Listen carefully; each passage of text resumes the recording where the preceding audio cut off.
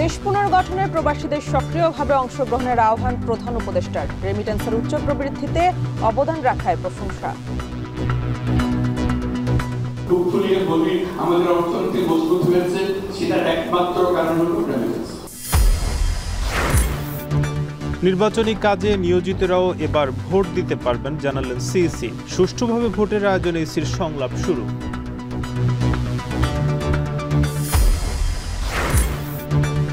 নীলক্ষেতে ডাকসুর ব্যালট ছাপানোর কথা জানত না প্রশাসন, তবে কাস্ট হওয়া ভোটের সংখ্যায় গড়মিল নেই বললেন ভিসি।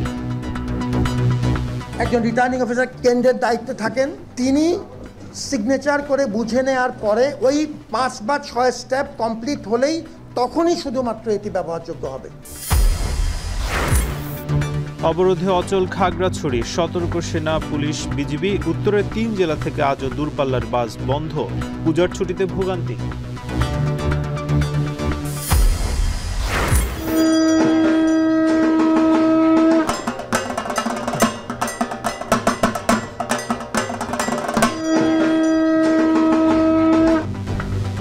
মহাষষ্ঠীতে শুরু শারদীয় দুর্গোৎসব। সন্ধ্যায় দেবী দুর্গার আমন্ত্রণ অধিবাস। সাম্প্রদায়িক সম্প্রীতি বিনষ্টের বিরুদ্ধে কঠোর হুঁশিয়ারি।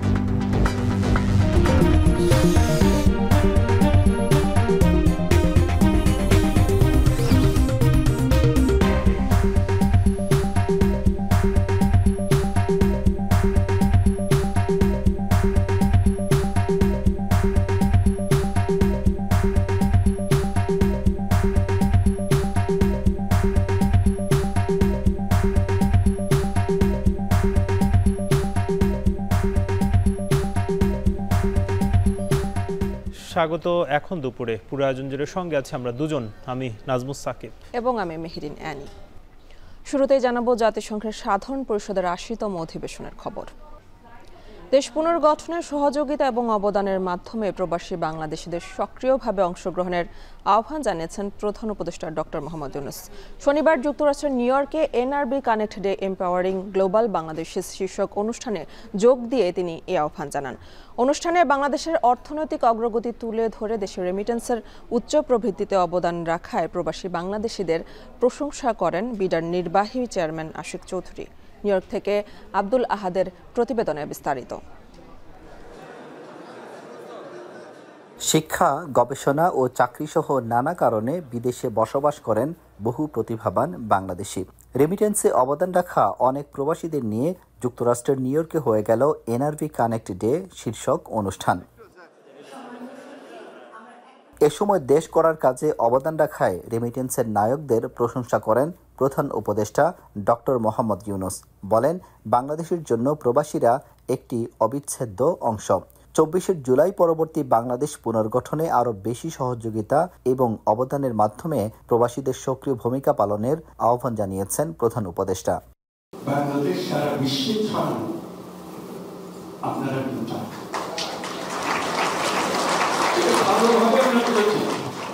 ভালোভাবে আমরা বুঝেছি এই অভ্যুত্থানের সঙ্গে ছাত্র অভ্যুত্থানের সঙ্গে তারা আমাদেরকে বাঁচান। আমাদের অর্থনীতি শেষ, কিচ্ছু নেই, একেবারে তলানি বাঁচায় রাখলো ওকে রেমিটেন্স।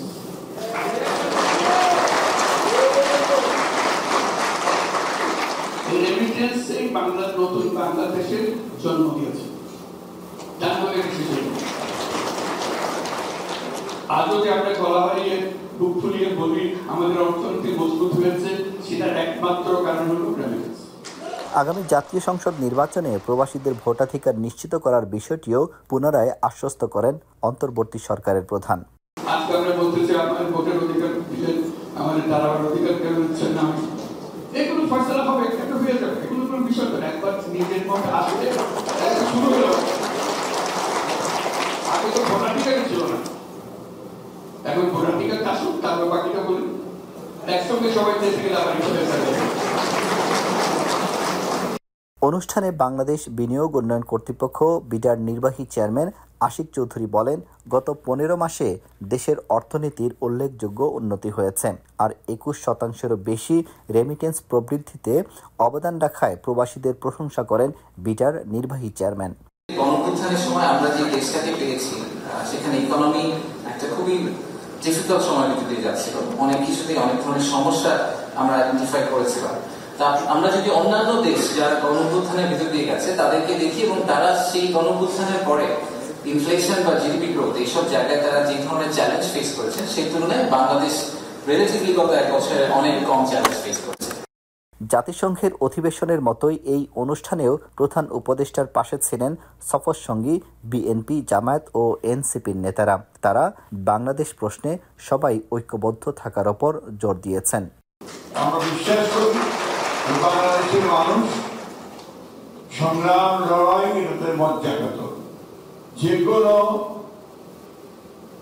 বিপদে যে কোনো দুঃসময়ে সবাই এক হয়ে লড়াই করতে জানে, তার প্রমাণ জুড়াই দিয়েছে।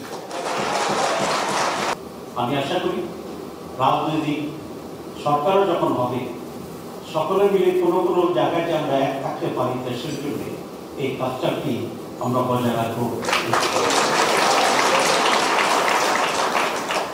জুলাই অগাস্টের অভ্যুত্থানের ব্যাপারে আপনারা যেটা বলছেন, আমরা সকলেই এই স্পিরিট ধারণ করি। আপনারা সকলের প্রত্যাশায় আছেন সামনের যে নির্বাচন, সেই নির্বাচনে আপনারা অধিকার প্রয়োগ করতে পারবেন।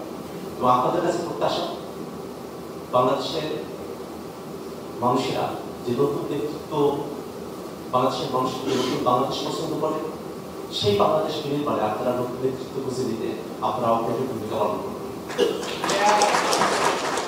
বিমানবন্দরে রাজনীতিবিদদের ওপর আওয়ামী লীগের হামলার ঘটনায় বাংলাদেশ দূতাবাস কিংবা নিয়োগ কনসুলেটের কারো ব্যর্থতা থাকলে ব্যবস্থা নেওয়া হবে জানিয়েছেন উপদেষ্টা। যেভাবে দেশের জন্য এগিয়ে আসেন সবসময়, যেভাবে দেশকে নিয়ে ভাবেন, আমার সবসময় মনে হয় বাংলাদেশের মানুষ যেখানেই যায় বাংলাদেশে আসলে থাকে। মাঝে মাঝে একটু কষ্ট লাগে যে আপনারা কেন আওয়ামী লীগ, বিএনপি বা বাঞ্ছারামপুর থানা এটা কেন নিয়োগে বা অনুমোদন করবেন, আপনারা কেন মেইন স্ট্রিম পলিটিক্সে ঢুকবেন, এটা মনে হয়। কিন্তু এদের পেছনে যে ভালোবাসাটা দেশের প্রতি, এটা অভিভূত করে আমাকে। আমরা আগামী প্রজন্মের জন্য এমন একটা বাংলাদেশ রেখে যেতে পারি, এমন একটা বাংলাদেশ গড়ে তুলতে পারি যেখানে আমাদের ছেলে মেয়েদের আর রাস্তায় আহত হতে হবে না এবং জীবনের আশা নিশ্চিত হয়ে যাবে। অনুষ্ঠানে শুভেচ্ছা নামে একটি মোবাইল অ্যাপ উদ্বোধন করা হয়, যা প্রবাসীদের জন্য সরকারি সেবা, বিনিয়োগের সুযোগ এবং তথ্য সরবরাহ করবে। সরকারের বিশেষ দূত লুৎফে সিদ্দিকীর সঞ্চালনায় প্যানেল আলোচনায় জাতীয় নিরাপত্তা উপদেষ্টা খলিলুর রহমান, উপদেষ্টা ডক্টর আসিফ নজরুল, এনসিপির তাসনিম জারা, বিএনপির হুমায়ুন কবির ও জামায়াতের নকিবুর রহমান সহ আরও অনেকে বক্তব্য রাখেন। প্রবাসী বাংলাদেশিদের সঙ্গে সরকারের সেতুবন্ধন তৈরিতেই এমন আয়োজন। সরাসরি মতবিনিময়ে উঠে এসেছে বাস্তব অভিজ্ঞতা এবং সম্ভাবনার চিত্র। আব্দুল আহাদ, এখন নিউ ইয়র্ক, যুক্তরাষ্ট্র। জলবায়ু দুর্যোগে ক্ষতিগ্রস্তদের টেকসই ও সাশ্রয়ী আবাসনের জন্য বাংলাদেশের সহায়তা বাড়াতে ইউএন হ্যাবিট্যাটকে আহ্বান জানিয়েছেন প্রধান উপদেষ্টা ডক্টর মোহাম্মদ ইউনুস। নিউ ইয়র্কে জাতিসংঘের সাধারণ পরিষদের সাইডলাইনে আন্ডার সেক্রেটারি জেনারেল এবং ইউএন হ্যাবিট্যাটের নির্বাহী পরিচালক আনা ক্লাউডিয়া রসবাচার সাথে এক বৈঠকে অধ্যাপক ডক্টর ইউনুস এ আহ্বান জানান। এ সময় সুন্দর নগরায়নের জন্য সাশ্রয়ী মূল্যের আবাসন, বর্জ্য ব্যবস্থাপনা, ক্ষুদ্র ঋণ ভিত্তিক আবাসন সহ বিশ্বব্যাপী জলবায়ু পরিবর্তনের প্রভাবের বিভিন্ন বিষয়ে আলোচনা করেন তারা। আলোচনায় উঠে আসে বাংলাদেশে বসবাসরত রোহিঙ্গাদের আবাসনের বিষয়টিও। নিউ ইয়র্কে রোহিঙ্গা সংকট নিয়ে জাতিসংঘের উচ্চ পর্যায়ের সম্মেলনে অংশগ্রহণের জন্য ইউএন হ্যাবিট্যাটকে আমন্ত্রণ জানান ডক্টর ইউনুস।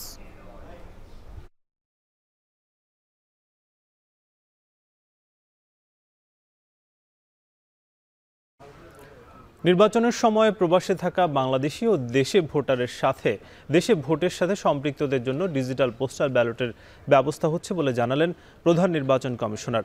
বললেন, সুষ্ঠুভাবে নির্বাচন আয়োজনের সব ধরনের প্রস্তুতি নিচ্ছে কমিশন।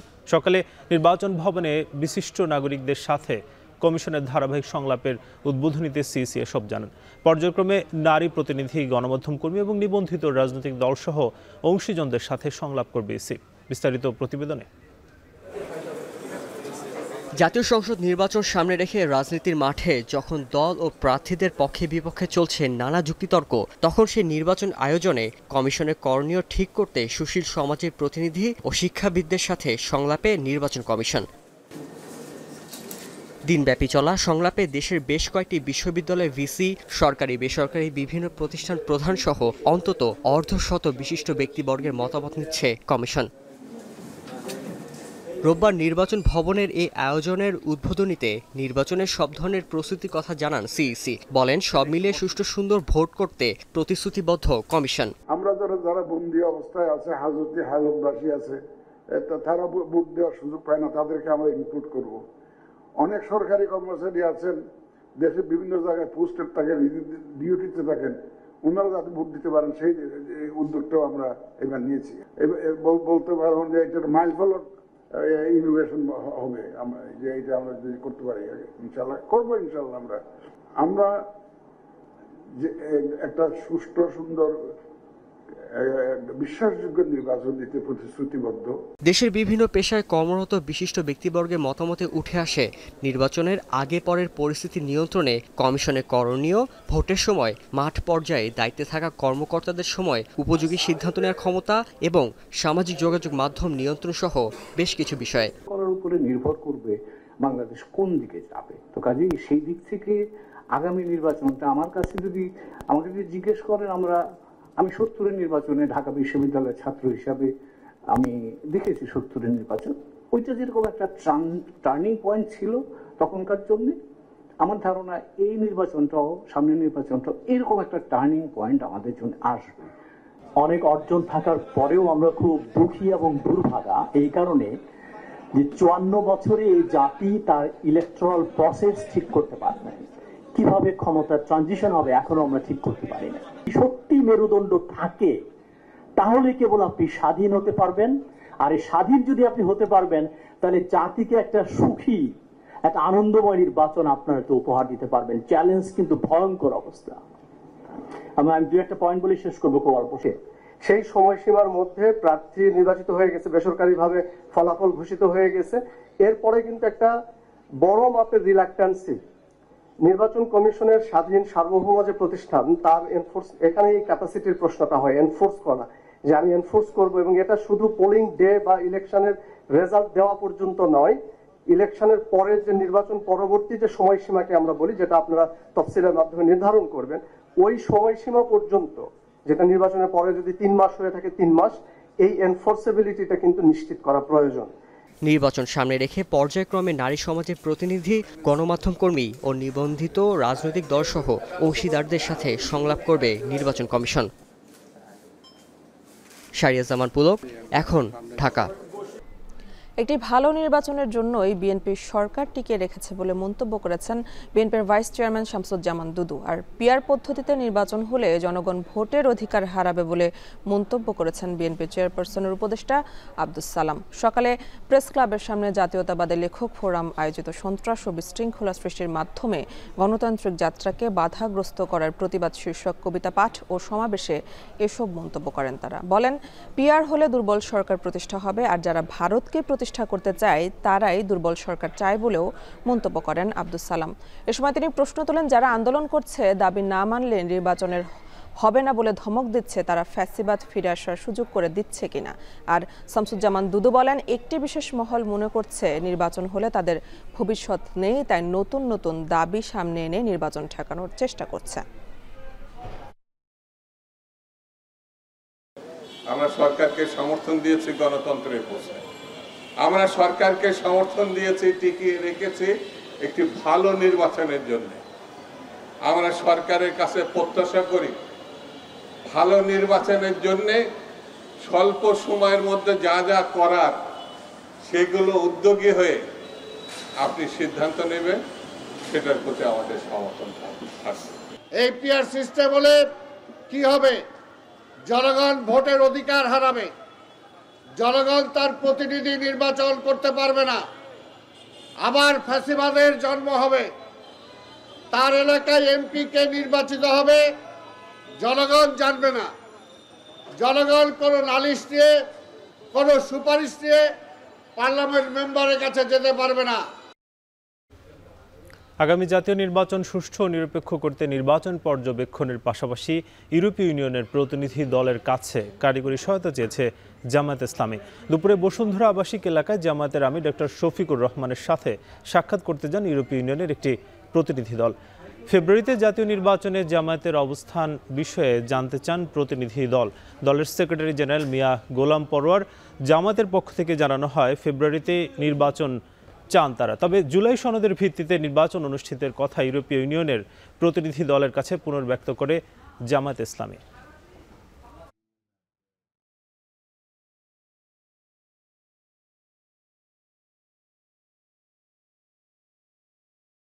আমাদের নির্বাচন সুষ্ঠু, গ্রহণযোগ্য, নিরপেক্ষ করার জন্য প্রয়োজনীয় টেকনিক্যাল সাপোর্ট আপনারা দেবেন, কারিগরি সহযোগিতা যেন আপনারা দিতে পারেন, সেটাও আমির জামাত এই ডেলিগেশনের কাছে তারা অনুরোধ জানিয়েছেন।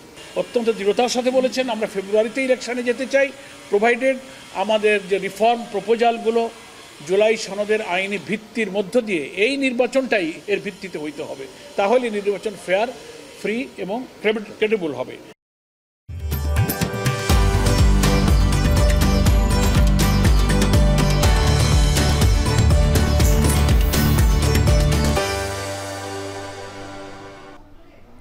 অপেক্ষার অবসান ঘটিয়ে গজে করে মর্তে এসেছেন ত্রিনয়নী দেবী দুর্গা, তাই সকাল জুড়ে ছিল তাকে আবাহন জানানোর আনুষ্ঠানিকতা। বিহিত পূজার মধ্য দিয়ে শুরু হয় ষষ্ঠীর সকাল। মা দুর্গার আরাধনা করতে ভোর থেকে মন্দির মণ্ডপে শুরু হয় ভক্তদের আনাগোনা। সন্ধ্যায় দেবী দুর্গার আমন্ত্রণ ও অধিবাসের মধ্যে শুরু হবে শারদীয় দুর্গোৎসবের আনুষ্ঠানিকতা। ষষ্ঠীর আচার আনুষ্ঠানিকতা নিয়ে আরও জানাচ্ছেন তানজিলা খান মিম।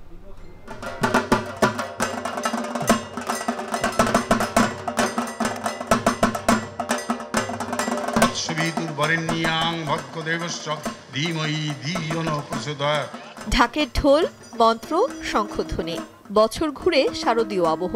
ত্রিনয়নী দেবীকে বরণ করতেই সকাল থেকে তিথি রীতি মেনে সকল আনুষ্ঠানিকতা। পঞ্চমীর সন্ধ্যাতেই দেবী দুর্গার বোধন হওয়ায় ষষ্ঠীর সকালে আনুষ্ঠানিকতায় থাকে বিহিত পূজার। রাজধানীর ঢাকেশ্বরী মন্দিরের বেলতলায় সকাল ৯টায় শুরু হয় বিহিত পূজা। পূজার প্রস্তুতি চলতে চলতেই ভিড় জমান ভক্তরা। আবাহন, আসন, পাদ্য, অর্ঘ্য, ধূপ, দীপ, নৈবেদ্য, মন্ত্রপাঠ এবং পুষ্পাঞ্জলি অর্পণের মতো বিভিন্ন আনুষ্ঠানিকতার মধ্য দিয়ে সম্পন্ন হয় এই পূজার।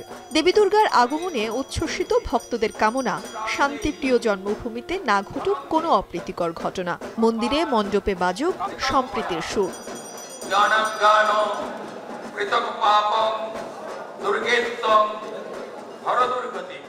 রাষ্ট্র বা সরকার যদি চায় তাহলে বিক্ষিপ্তভাবে দু একটি ঘটনা করতে পারবে, এটি আমাদের অভিজ্ঞতা। আমরা এই কদিন শান্তিপূর্ণভাবে পূজা করতে চাই। হিন্দু, মুসলিম, বৌদ্ধ, খ্রিস্টান সকল সম্প্রদায়ের লোক যেখানে আসতে পারে, অংশগ্রহণ করতে পারে এবং আমাদের যে একটা অসাম্প্রদায়িক চেতনা আমরা যেন সেটা ধারণ করতে পারি। দেশের সার্বিক পরিস্থিতি যাতে ভালো হয়, আমরা সবাই শারীরিক এবং মানসিকভাবে যাতে ভালো থাকি, আর সবকিছু যাতে আরেকটু স্টেবল হয়, এটাই প্রার্থনা করছি। গত বছর যে ভয় ভীতিটা সবার মধ্যে ছিল, বেশ অস্থিতিশীল মনে হচ্ছিল সবকিছু। এবছর মনে হচ্ছে হয়তো কোথাও না কোথাও সেই আবহাওয়াটা একটুখানি ঠান্ডা হয়ে গেছে। এখন বাদবাকিটা মা দুর্গা জানেন, সবকিছু তার হাতে, সে বলতে পারবেন। বেশ কয়েকটি জায়গায় প্রতিমা ভাঙচুর হয়েছে, তার মানে একটি নগ্ন চেহারা, একটি খারাপ মানসিকতার একটি প্রতিচ্ছবি। এটি তো হতে পারে না, এটি আমরা মেনে নিতে পারি না। এবছর গজে চড়ে শ্বশুরবাড়ি কৈলাস থেকে কন্যারূপে মর্তলোকে বাবার বাড়ি বেড়াতে এসেছেন দেবী দুর্গা, যা সব থেকে শুভ বাহন হলেও দোলায় চড়ে ফিরে যাওয়ার পেছনে রয়েছে কিছুটা শঙ্কা। মরক মানে হচ্ছে রোগ ব্যাধি, তো রোগ ব্যাধি কিন্তু প্রতিষেধক আবার আমাদের এই পূজার মধ্যে আছে। কালকে আপনারা লক্ষ্য করবেন আমরা নবপত্রিকা, যেটাকে কলাবউ বলা হয় আর কি, এই নবপত্রিকায় 9টি উদ্ভিদকে আমরা স্থান দিই ও মাধ্যমে আমরা দেবীর প্রার্থনা করি। আমরা আশা করব যে আমাদের প্রার্থনায় সন্তুষ্ট হয়ে কোনো রকম রোগ ব্যাধি বিস্তার লাভ করবে না, আমরা শান্তি এবং সুস্থির জীবনযাপন করতে পারব। গত বছরের তুলনায় এবার সারা দেশে 1894টি ও রাজধানীতে 7টি বেড়েছে মন্দিরে মণ্ডপে পুজোর সংখ্যা। দুষ্টের দমন ও শিষ্ট পালনের পাশাপাশি বিশ্বব্যাপী অবারিত মঙ্গলধ্বনির যে বার্তা নিয়ে মর্তলোকে পা রাখলেন দেবী দুর্গা, তার আরাধনায় আগামী 4 দিন সপ্তমী থেকে দশমী পর্যন্ত ব্যস্ত থাকবেন সনাতন ধর্মাবলম্বীরা। ষষ্ঠীর সন্ধ্যায় দেবীর অধিবাস এবং আমন্ত্রণের পর মন্দিরে মণ্ডপে প্রাণ প্রতিষ্ঠা হবে দেবী দুর্গার মাঝে। আর তারপরই তার ভক্তরা মগ্ন হবেন প্রাণ ভরে তার কাছে প্রার্থনায়। রাজধানীর ঢাকেশ্বরী জাতীয় মন্দির থেকে তানজিলা খান মিম, এখন ঢাকা। ষষ্ঠী পূজার মাধ্যমে সারা দেশে শুরু হয়েছে দুর্গোৎসবের মূল আনুষ্ঠানিকতা। সকাল থেকেই মন্ত্রপাঠ, ঢাকের বাজনা আর উলুধ্বনিতে মুখর হয়ে উঠেছে প্রতিটি মন্দির আর মণ্ডপ। সকাল থেকে ভিড় করেছেন সনাতন ধর্মাবলম্বীরাও। সহকর্মীদের তথ্য ও ছবিতে শামীমা রহমান শাম্মীর প্রতিবেদন।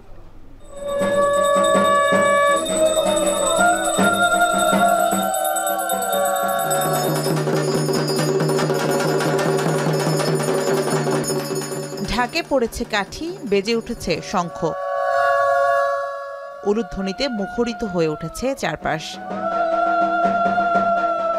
নানান থিম, রং আর রূপে সাজানো হয়েছে চট্টগ্রামের 1906টি পূজা মণ্ডপ। মহাষষ্ঠীতে মন্ত্রপাঠ, ঢাকের বাজনা আর উলুধ্বনিতে মুখরিত হয়ে উঠেছে প্রতিটি মণ্ডপ। তবে এবারের বিশেষ আকর্ষণ নগরের দক্ষিণ নালাপাড়ায় রাম রাবণের যুদ্ধের থিম।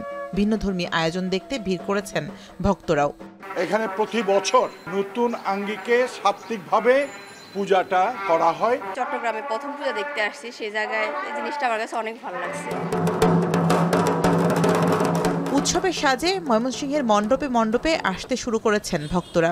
বর্ণিল সাজসজ্জায় রঙিন হয়ে উঠেছে জেলার 781টি পূজা মণ্ডপ। সকাল থেকে মন্দিরগুলোতে চলে কল্পারম্ভ ও বিহিত পূজা। এই মুহূর্তে মার দর্শন পেয়ে আমি সত্যি আবেগাপ্লুত। উৎসবের আনন্দ তো আছেই, কিন্তু সবচেয়ে বড় কথা দেশটা ভালো থাকুক, সবাই ভালোভাবে পূজা উদযাপন করুক। অঞ্জলি দেওয়া হবে, প্রতিদিন ঘোরা হবে, এই তো। রোববার সকাল 9টায় ঘট স্থাপনের মধ্যে দিয়ে খুলনায় শুরু হয় পূজার মূল আনুষ্ঠানিকতা। প্রতিটি মণ্ডপ মুখরিত হয়ে ওঠে ঢাক আর কাসরের শব্দে। ফুল ও ধূপের বাহারি সৌরভ ছড়িয়ে পড়ে চারপাশে। এরপর দেবীর চরণে অঞ্জলি দেন ভক্তরা। সবাই প্রতি বছর অপেক্ষায় থাকি যে কখন মায়ের আগমন হবে। মা যেমন আমাদের সন্তানের মঙ্গল করে, আমরাও মার কাছে যাই যে আমাদের সন্তানের মঙ্গল করতে। দেবী দুর্গার আগমনে রাজশাহীর প্রতিটি মণ্ডপ মুখরিত হয়ে ওঠে শঙ্খ, কাসর আর ঢাকের তালে। সকালেই শেষ হয় দেবীর বোধন, কল্পারম্ভ ও ষষ্ঠীর বিহিত পূজার আনুষ্ঠানিকতা। মহানগর ও জেলার 462টি মণ্ডপে প্রার্থনা করেন ভক্ত অনুরাগীরা। সবাই পুষ্পাঞ্জলি দিল, ঠাকুরের যে প্রার্থনা করলাম যেন দেশ এবং যত প্রাণী আছে সবার যেন মঙ্গল হয়। মা দুর্গা যেন আশীর্বাদ করে সবাইকে, আমরা যেন সুস্থ থাকি, সবার জীবনে সুখ শান্তি বয়ে আনুক, ভগবান সবার মঙ্গল করুক, এই কামনাই করি। বগুড়ার মণ্ডপগুলো সেজে উঠেছে বাহারি আলোকসজ্জায়। সকাল থেকে বেড়েছে ভক্তদের ভিড়। নিরাপত্তায় বিশেষ নজরদারি বাড়িয়েছে আইন শৃঙ্খলা বাহিনী। আর চুয়াডাঙ্গার 113টি স্থায়ী ও অস্থায়ী মণ্ডপে শুরু হয়েছে দুর্গাপূজার আয়োজন। আমাদের এখানে খুব ভালো পূজা হচ্ছে, আমাদের বাড়িতে আনন্দ হচ্ছে। হিন্দু শাস্ত্র মতে শ্বশুরবাড়ি কৈলাস থেকে কন্যারূপে দেবী বাপের বাড়ি বেড়াতে এসেছেন গজে চড়ে। আর দশমীতে মর্তলোক ছাড়বেন দোলা বা পালকিতে চড়ে। শামীমা রহমান শাম্মী, এখন। সারা দেশে পূজার নিরাপত্তা আইনশৃঙ্খলা বাহিনীর 1 লাখ সদস্য মোতায়েন থাকবে বলে জানিয়েছেন স্বরাষ্ট্র উপদেষ্টা জাহাঙ্গীর আলম চৌধুরী। দুপুরে সচিবালয়ে আইনশৃঙ্খলা বিষয়ক সভা শেষে ব্রিফিংয়ে তিনি বলেন, সামাজিক মাধ্যমে সাম্প্রদায়িক সম্প্রীতি বিনষ্টে যারা গুজব ছড়াচ্ছে তাদের বিরুদ্ধে কঠোর ব্যবস্থা নেওয়া হবে। খাগড়াছড়িতে সব পক্ষকে সাথে নিয়ে সংকট নিরসনে পার্বত্য চট্টগ্রাম বিষয়ক উপদেষ্টা কাজ করছেন বলে জানান স্বরাষ্ট্র উপদেষ্টা। পুলিশ এবং অন্যান্য আইন শৃঙ্খলা বাহিনীর সদস্যরা গতবারের ন্যায় দায়িত্ব পালন করে যাচ্ছে এবং নিয়মিত টহল পরিচালনা করে। তাদের সংখ্যা প্রায় 70,000-এর মতো।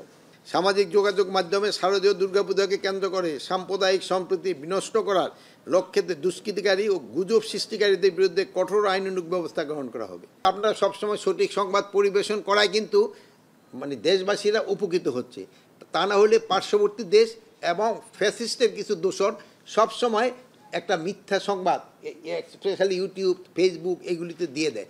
এগুলি আপনারা প্রতিবাদ করবেন এবং প্রকৃত যে তথ্য ওটা আপনারা সবার সামনে উঠে ধরবেন। ডাকসু নির্বাচনের ব্যালট পেপার নীলক্ষেতে ছাপানো হয়েছে। এ বিষয়ে বিশ্ববিদ্যালয় প্রশাসন কিছু জানত না বলে জানিয়েছে ঢাকা বিশ্ববিদ্যালয়ের উপাচার্য অধ্যাপক ডক্টর নিয়াজ আহমেদ খান। তবে ভোট গণনায় কোনো কারচুপি হয়নি বলেও দাবি করেন তিনি। রোববার ডাকসু ও হল সংসদ নির্বাচন পরবর্তী বিভিন্ন ইস্যু নিয়ে জরুরি সংবাদ সম্মেলনে একথা জানান উপাচার্য। তার অভিযোগ, নির্বাচনকে প্রশ্নবিদ্ধ করতে একটি গোষ্ঠী অপচেষ্টা চালাচ্ছে। বিস্তারিত প্রতিবেদনে। নীলক্ষেতে ডাকসু ব্যালট ছাপানো নিয়ে 16 সেপ্টেম্বর ফেসবুক পোস্টের মাধ্যমে প্রথম অভিযোগ উত্থাপন করেন ডাকসুতে জিএস পদে স্বতন্ত্র প্রার্থী আরাফাত চৌধুরী। 22 সেপ্টেম্বর মধুর ক্যান্টিনে সংবাদ সম্মেলন করে নীলক্ষেতের একটি ছাপাখানায় বিপুল সংখ্যক ব্যালট পেপার অরক্ষিত অবস্থায় পাওয়া সহ 11 দফা অভিযোগ তোলেন ছাত্রদল প্যানেলের প্রার্থীরা। পরদিন ডাকসু নির্বাচনের নানা অসঙ্গতি নিয়ে বিশ্ববিদ্যালয় প্রশাসনের কাছে অভিযোগ দেন ভিপি প্রার্থী আবিদুল ইসলাম খান, উমামা ফাতেমা, আব্দুল কাদের সহ অন্যরা। অভিযোগের প্রেক্ষিতে 25 সেপ্টেম্বর বিজ্ঞপ্তি দিয়ে তদন্ত গঠনের কথা জানান প্রধান রিটার্নিং কর্মকর্তা মোহাম্মদ জসিমউদ্দিন। এসব অভিযোগ নিয়ে সংবাদ সম্মেলন করে বিশ্ববিদ্যালয় প্রশাসন। সেখানে উপাচার্য জানান, নীলক্ষেতে ব্যালট ছাপানোর বিষয়ে প্রশাসন কিছু জানত না। তবে যেখানেই ছাপানো হোক না কেন কয়েক স্তরের সুরক্ষা ব্যবস্থা থাকায় ব্যালট বেহাত হওয়ার সুযোগ ছিল না বলে জানান তিনি। ব্যালট ছাপানো তার স্থান যেখানেই হোক এবং কাটিং, এটি হচ্ছে ব্যালট প্রক্রিয়ার প্রাথমিক কিছু পদক্ষেপ। সুরক্ষা পর্ব কমপক্ষে 5 স্তর, কোনো কোনো ক্ষেত্রে 6 স্তর বিশিষ্ট। এরপর কেন্দ্র প্রধান, একজন রিটার্নিং অফিসার কেন্দ্রের দায়িত্বে থাকেন, তিনি সিগনেচার করে বুঝে নেওয়ার পরে ওই 5 বা 6 স্টেপ কমপ্লিট হলেই তখনই শুধুমাত্র এটি ব্যবহারযোগ্য হবে। অতএব এখানে কেউ পকেটে নিয়ে কেন্দ্রে যাওয়া বা এটি ব্যবহার করার কোনো সুযোগই নেই। কাস্ট ও স্বাক্ষর করা ভোটে কোনো গরমিল নেই বলেও স্পষ্ট করে জানান উপাচার্য। সুরক্ষা পর্বটি যে স্টেপগুলো, সেটি নীলক্ষেতের দোকানে সম্ভব নয়, সেটি মূল অফিসে নিয়ে যেই করা হয়েছে। আর আমি আপনার সাথে ওই ব্যাপারে পুরোপুরি একমত যে ওই সময় নীলক্ষেতের তথ্যটি সরবরাহকারী আমাদেরকে জানায়নি। আমরা নিশ্চিত করছি যে আমরা পুনর্নিরীক্ষণ করেছি আমাদের স্বাক্ষরযুক্ত ভোটার তালিকা, পুনর্নিরীক্ষণ করে নিশ্চিত হয়েছি যে কাস্ট ভোট এবং স্বাক্ষরযুক্ত ভোটার তালিকার কোনো রকম অসঙ্গতি নেই।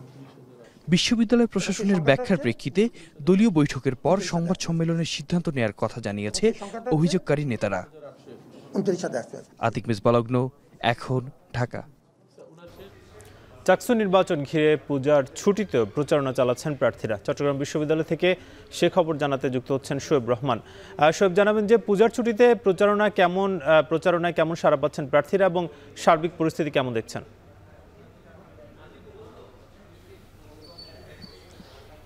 আপনি জানেন যে 25 তারিখ যখন চূড়ান্ত প্রার্থী তালিকা ঘোষণা করা হয় এবং ব্যালট নম্বর প্রদান করা হয়, এরপর থেকেই কিন্তু পূজার ছুটি শুরু হয়ে গিয়েছে। যেহেতু 36 বছর পরে এই নির্বাচন অনুষ্ঠিত হতে যাচ্ছে, সেখানে প্রার্থীরাও কিন্তু এই যে মাঝখানে ছুটির যে বিষয়টি রয়েছে, সেই ছুটির সময়টাতেও কিন্তু তারা আসলে কাজে লাগানোর চেষ্টা করছেন এবং এই কারণে তারা কিন্তু ছুটির দিনেও বসে নেই। এখানে তারা ছুটির দিনেও বিভিন্ন হল এবং সেই সাথে কটেজ এবং যেই মেসগুলো রয়েছে সেখানে যে সকল শিক্ষার্থীরা রয়েছেন কিংবা পরীক্ষার কারণে যারা ক্যাম্পাসে অবস্থান করছেন, সেই সব জায়গাতে কিন্তু তারা আসলে প্রচারণা করছেন এবং বেশিরভাগ প্রার্থী কিন্তু ক্যাম্পাসে রয়ে গিয়েছেন তারা এই প্রচারণা কার্যক্রম চালাবার জন্য। এবং একই সাথে প্রচারণার যে অনুষঙ্গগুলো রয়েছে, তাদের যেই প্রচারপত্র, লিফলেট, ইশতেহার তৈরির যে কার্যক্রমগুলো রয়েছে, সেগুলো কিন্তু তারা সমান তালে করে যাচ্ছেন এবং সেই সকল কারণে কিন্তু সেই সব বিষয়গুলো নিয়েই কিন্তু তারা ব্যস্ত সময় পার করছেন। বিশেষ করে চট্টগ্রাম বিশ্ববিদ্যালয়ের যেই ঝুপড়িগুলো রয়েছে, সেখানে কিন্তু সবসময় আড্ডামুখর একটি পরিবেশ থাকে। সেই ঝুপড়িগুলোতে শিক্ষার্থীরা যাচ্ছেন। সন্ধ্যার পরে একটা জমজমাট আড্ডা হয় বিশ্ববিদ্যালয়ের স্টেশন চত্বরে, শহীদ মিনারের পাশে লেডিস ঝুপড়িতে। এই সকল জায়গাগুলোতে কিন্তু প্রার্থীরা যাচ্ছেন এবং সেই সকল জায়গাতে নিজেদের লিফলেট প্রচারের পাশাপাশি নিজেদের ব্যালট নাম্বার জানিয়ে তারা কিন্তু ভোট ও সমর্থন প্রত্যাশা করছেন। এবং একই সাথে আমরা দেখেছি যে অনলাইন প্ল্যাটফর্মকে গুরুত্ব দিয়ে অনলাইন যে কন্টেন্টগুলো রয়েছে, সেই অনলাইন কন্টেন্ট তৈরির কার্যক্রমও চলছে। আমরা দেখেছি যে বিভিন্ন প্যানেল থেকে তারা তাদের অনলাইন কন্টেন্ট তৈরির কার্যক্রম চালাচ্ছেন ক্যাম্পাসগুলোতে এবং সেখানে তারা তাদের প্রচারণার মাধ্যমে নিজেদের যে ইশতেহারগুলো রয়েছে সেগুলো তুলে ধরার চেষ্টা করছেন এবং এসবের মধ্য দিয়েই কিন্তু তারা আসলে ব্যস্ত সময় পার করছেন এবং সকাল থেকে সন্ধ্যা পর্যন্ত সেই ধরনের কাজগুলো করছেন।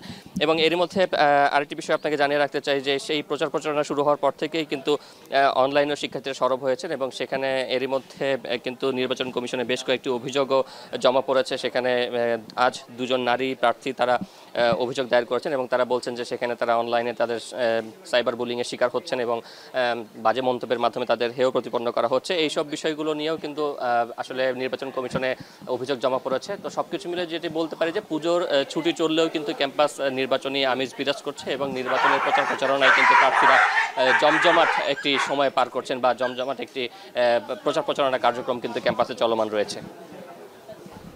চাকসু নির্বাচনের খবর জানাচ্ছিলেন শোয়েব রহমান।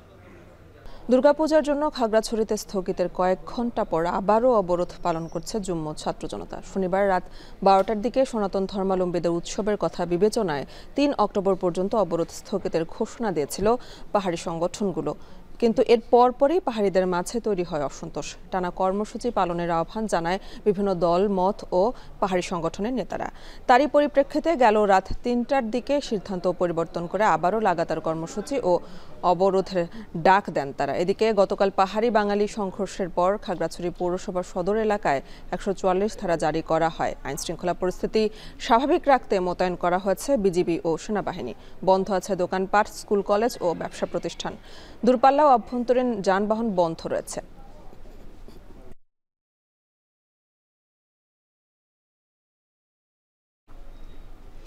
শ্রমিকদের বেতন বৃদ্ধির ইস্যুকে কেন্দ্র করে তৃতীয় দিনের মতো বন্ধ রয়েছে চাঁপাইনবাবগঞ্জ, রাজশাহী ও নাটোর থেকে ঢাকাগামী বাস চলাচল। বাস চলাচল বন্ধ থাকায় চরম ভোগান্তিতে যাত্রীরা। পূজার ছুটিতে সকালে রাজশাহীর শিরোইল বাস স্ট্যান্ডে এসে বাস না পেয়ে বিপাকে পড়েন যাত্রীরা। তাদের অভিযোগ, অগ্রিম টাকা কাটা থাকলেও টাকা ফেরত দেওয়া হচ্ছে না, এমনকি কোনো বিকল্প ব্যবস্থাও রাখা হয়নি। ফোন করলেও পরিবহন কর্মকর্তারা সাড়া দিচ্ছে না বলে অভিযোগ যাত্রীদের। যদিও এই রুটে একতা ট্রান্সপোর্টের বাস স্বাভাবিকভাবেই চলাচল করছে। সম্প্রতি শ্রমিকরা বেতন বৃদ্ধির দাবিতে আন্দোলন শুরু করলে কয়েক দফায় বাস চলাচল বন্ধ হয়ে যায়। পরে দুপক্ষের আলোচনা অনুযায়ী চালকের বেতন ট্রিপ প্রতি 1250 থেকে বাড়িয়ে 1750, সুপারভাইজারের 500 থেকে 750 এবং সহকারীর 400 থেকে 700 টাকা করার কথা ছিল শুক্রবার থেকে, কিন্তু বাস্তবায়নের আগের রাতেই মালিকরা হঠাৎ করে বাস বন্ধ করে দেন।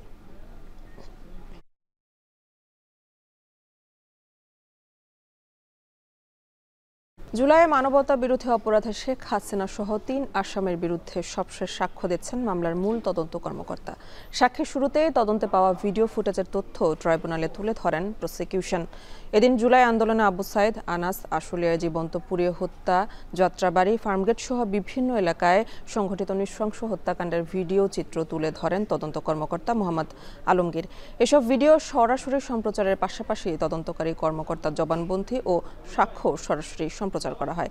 এর আগে প্রয়াত বদরুদ্দিন উমরের তদন্ত কর্মকর্তার কাছে দেওয়ার জবানবন্দি সাক্ষ্য হিসেবে গ্রহণ করেন ট্রাইব্যুনাল। প্রসিকিউশন জানান, তার জবানবন্দি ও জেরায় বেশ কয়েকদিন সময় লাগতে পারে। রাষ্ট্রপক্ষের সাক্ষ্য গ্রহণ শেষ হলে এরপর নিয়ম অনুযায়ী আসামি পক্ষের সাফাই সাক্ষী হওয়ার কথা থাকলেও এই মামলায় আসামি পলাতক থাকায় তাদের পক্ষে সেই সুযোগ নেই। তার পরিপ্রেক্ষিতে মামলায় যুক্তিতর্ক উপস্থাপন শুরু হবে। সাক্ষী গ্রহণ ও যুক্তিতর্ক শেষ হলেই নির্ধারণ করা হবে রায় ঘোষণার তারিখ।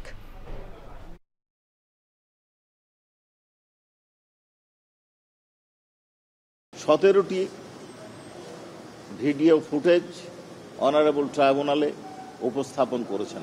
ওই ভিডিও প্রামাণ্যচিত্রের তথ্য মতে 19 জন ব্যক্তিকে তারা নির্দয়ভাবে গুলি করে হত্যা করেছে। একজন আহত মানুষ অর্থাৎ গুলিবিদ্ধ হয়ে পড়ে যাওয়ার পরও তাদের উপর কি অত্যাচার চালানো হয়েছে এবং এটা যে এআই জেনারেটেড নয় সেটা উপস্থাপন করা হয়েছে, আপনারা দেখেছেন। বাকি তদন্ত প্রক্রিয়া চলছে। যে সমস্ত আসামিরা যারা এই অপরাধের সাথে সংশ্লিষ্ট হবে তাদের কাউকে ছাড় দেওয়া হবে না।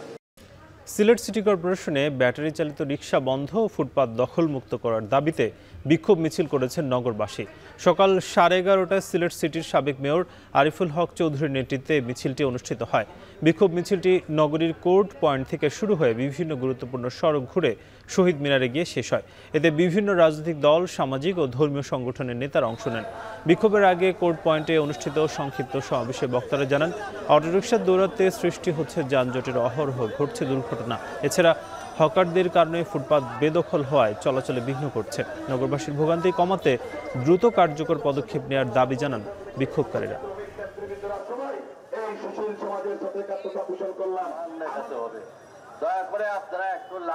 এবার আন্তর্জাতিক প্রসঙ্গ। দক্ষিণের নায়ক থালাপতি বিজয় র্যালিতে পদদলনের মৃত্যুর ঘটনায় ক্ষোভে ফুঁসছে তামিলনাড়ুর সাধারণ জনতা। হামলার আশঙ্কায় অভিনেতা থেকে রাজনীতিবিদ হওয়া নেতার বাড়িতে নিরাপত্তা জোরদার করা হয়েছে। এদিকে সমাবেশে পরিকল্পিত নাশকতার অভিযোগে মাদ্রাজের উচ্চ আদালতে যাওয়ার ঘোষণা দিয়েছে থালাপতির দল টিভিকে। শনিবার সন্ধ্যায় থালাপতি বিজয়ের প্রচার সমাবেশে পদদলিত হয়ে মৃত্যু হয় শিশুসহ অন্তত ৩৯ জনের। এ ঘটনায় আহত হয়েছেন প্রায় ১০০ সমর্থক। তহিদুর রহমান জানাচ্ছেন বিস্তারিত। শনিবার সন্ধ্যায় তামিলনাড়ুর কারুর শহরে দক্ষিণের নায়ক ও টিভিকে নেতা থালাপতি বিজয়ের নির্বাচনী প্রচার সমাবেশে পদদলিত হয়ে ব্যাপক প্রাণহানির পর ক্ষোভে ফুঁসে ওঠে রাজ্যের সাধারণ মানুষ। যে কোনো সময় থালাপতির বাড়িতে হামলা হতে পারে বলেও শঙ্কা জানিয়েছে দেশটির আইনশৃঙ্খলা বাহিনী। অপ্রীতিকর ঘটনা এড়াতে এরই মধ্যে থালাপতির বাড়ির নিরাপত্তা জোরদার করা হয়েছে। অন্যদিকে থালাপতির দল টিভিকের পক্ষ থেকে জানানো হয়েছে এই ঘটনার পেছনে গভীর ষড়যন্ত্র রয়েছে, তাই বিশেষ তদন্তের উদ্দেশ্যে মাদ্রাজের উচ্চ আদালতের শরণাপন্ন হওয়ার ঘোষণা দেয়া হয়েছে দলের পক্ষ থেকে।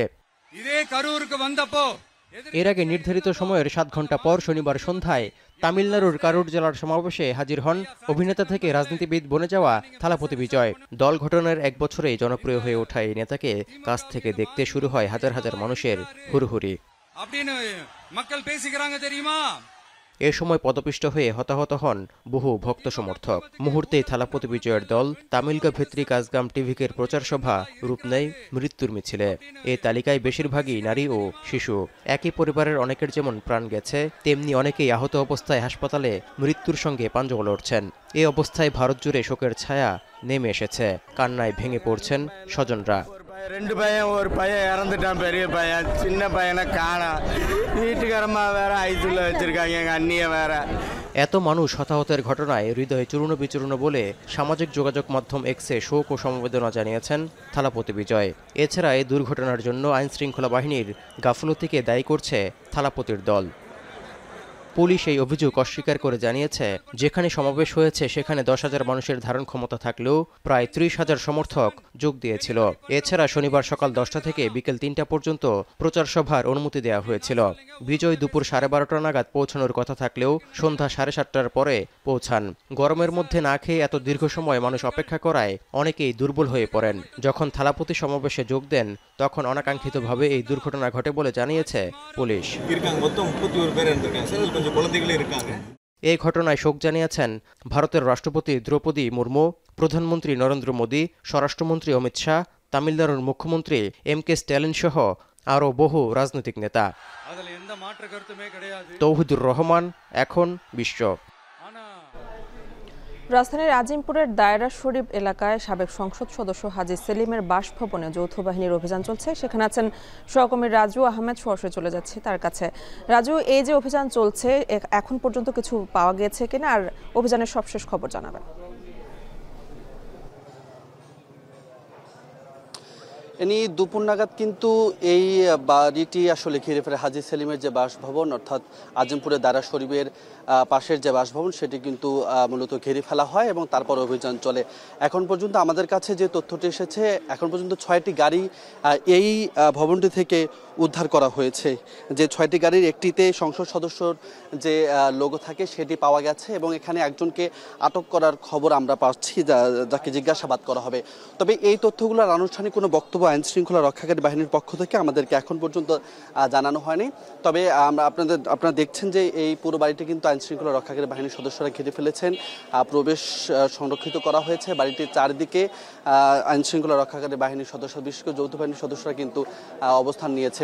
এবং আরেকটি গুরুত্বপূর্ণ বিষয় যদি জানাতে চাই, এই বাড়িটিতে অভিযান চললেও সবসময় আমরা যেটা দেখি যে বাড়ির চারিদিকে উৎসুক মানুষের যে ভিড়, তবে এই অভিযানের বেলায় কিন্তু তার বিপরীত ঘটেছে। এখানে তেমন কোনো মানুষের ভিড় আমরা দেখিনি এবং পুরো বাড়িটি তল্লাশি চলছে। মূলত 6টি গাড়ির যে কথা বলা হচ্ছে, সেখানে বিলাসবহুল গাড়ির কথা কিন্তু বলা হচ্ছে। এর আগেও যদি জানাতে চাই, হাজী সেলিমকে ঘিরে এর আগেও হাজী সেলিমের যে পুরান ঢাকার বাসভবন, সেখানে 2020 সালে কিন্তু একটি অভিযান পরিচালনা করেছিল র্যাব এবং তারপর কিন্তু এই অভিযানটি পরিচালনা হচ্ছে। এবং আপনাদের জানিয়ে রাখবো যে হাজী সেলিম ইতিমধ্যেই মানবতা বিরোধী অপরাধে কারাগারে রয়েছেন। সব মিলিয়ে এখনকার যে পরিস্থিতি, এখানে আইনশৃঙ্খলা রক্ষাকারী বাহিনী তারা প্রবেশদ্বার যেটি, সেখানে সেটি বন্ধ করে দিয়েছেন। ভিতরে বেশ কিছু আইনশৃঙ্খলা রক্ষাকারী বাহিনীর সদস্যদেরকে আমরা অবস্থান নিতে দেখেছি। একই সঙ্গে যেহেতু দীর্ঘক্ষণ ধরে এই অভিযানটি চলছে, দুপুর 12টা নাগাদ মূলত অভিযানটি শুরু হয়, ঘিরে ফেলে মূলত, তারপরে অভিযানটি শুরু হয় এবং অভিযানের প্রথমার্ধে কিন্তু 6টি গাড়ি উদ্ধারের যে তথ্য সেটি কিন্তু আমাদের কাছে আসে এবং এখানকার যে ম্যানেজার, সেই ম্যানেজারকে আটক করা হয়েছে বলে প্রাথমিকভাবে তথ্য আমাদের কাছে এসেছে। এবং সেই সঙ্গে যদি জানাই যে ম্যানেজারকে আটক করা হয়েছে, তিনি মূলত গাড়ির বিষয়ে তেমন কোনো তথ্য কিন্তু জানাতে পারেননি। ফলে এখন পর্যন্ত তাকে জিজ্ঞাসাবাদ করলে বা পরবর্তীতে আইন শৃঙ্খলা রক্ষাকারী বাহিনীর সদস্যরা মূলত ব্রিফিং করলেই পুরো বিষয়টি কি উদ্ধার হয়েছে বা এই অভিযানের বিষয়বস্তু যা আছে সেই বিষয়গুলো আমরা জানতে পারবো। সাবেক সংসদ সদস্য হাজী সেলিমের বাসায় যৌথ বাহিনীর অভিযান চলছে, সে খবরই জানাচ্ছিলেন সহকর্মী রাজু আহমেদ। এই ছিল এখন দুপুরের আয়োজনে। এখন টেলিভিশন ওয়েবসাইটে দেখতে ভিজিট করুন www.ekhon.tv। এছাড়া ফেসবুকে যুক্ত হতে পারেন facebook.com/tv.ekhon, ইউটিউবে দেখতে পারেন youtube.com/c/ekhon tv।